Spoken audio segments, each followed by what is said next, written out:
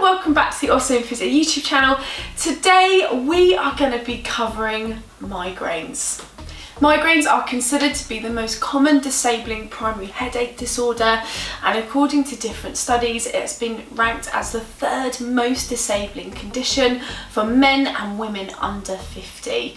The reason why it can be so impactful is it has a huge social economic burden on individuals' lives, meaning that if you're suffering from a headache you are sometimes unable to work, unable to function, unable to maintain relationships. It can have a huge impact on all areas of your life.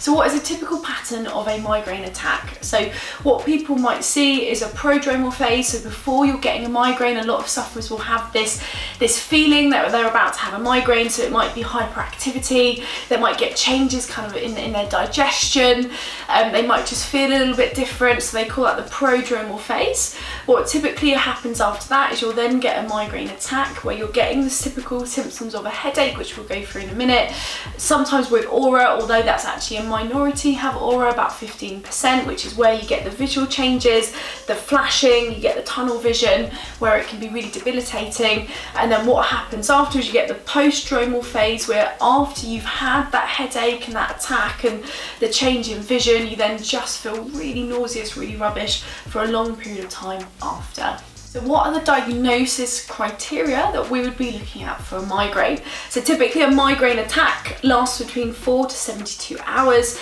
It is typically on one side, although it can jump between either side for individuals. What we also find as well is it typically is pulsating in nature.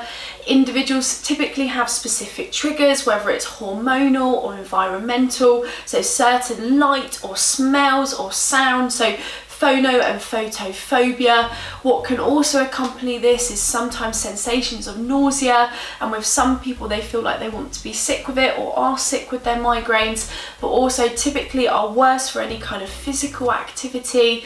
As you're doing stuff it can make the headache worse, and what normally they find makes it easier is typically lying down in a dark room and relaxing once the migraine has come on. So the pathophysiology of a migraine is complicated and unclear. Some studies indicate a vascular origin, while other studies indicate a neurological origin. So what can be done about it? How can we manage migraines? So first of all, a really important thing to talk about is that migraine management is actually quite complex and it depends on every single person. The best first step is to have your headaches diagnosed by a specialist. So many people are given the diagnosis of migraine, whether it's by themselves or whether it's by someone else, and actually they've not gone through the proper testing, whether that is doing a headache diary, possible imaging to determine the severity of the symptoms, but also working out what might be your specific triggers. Once you've had it diagnosed and you're having your specific triggers managed and your symptoms managed, whether that's through medication or avoiding certain triggers, what we can then look at with the approval from your headache specialist is to see if there's any mechanical triggers linked with your migraines. This is where we would assess and analyse the cervical spine, seeing if there's any tension or tightness or restrictions in movement that may or may not be contributing to your migraines. So a final thought: if you're watching this video and you're struggling with your migraines and you're showing or indicating any of these symptoms, go and get them assessed straight away, work out the best course of management for you, and see if we can make your life a lot more comfortable.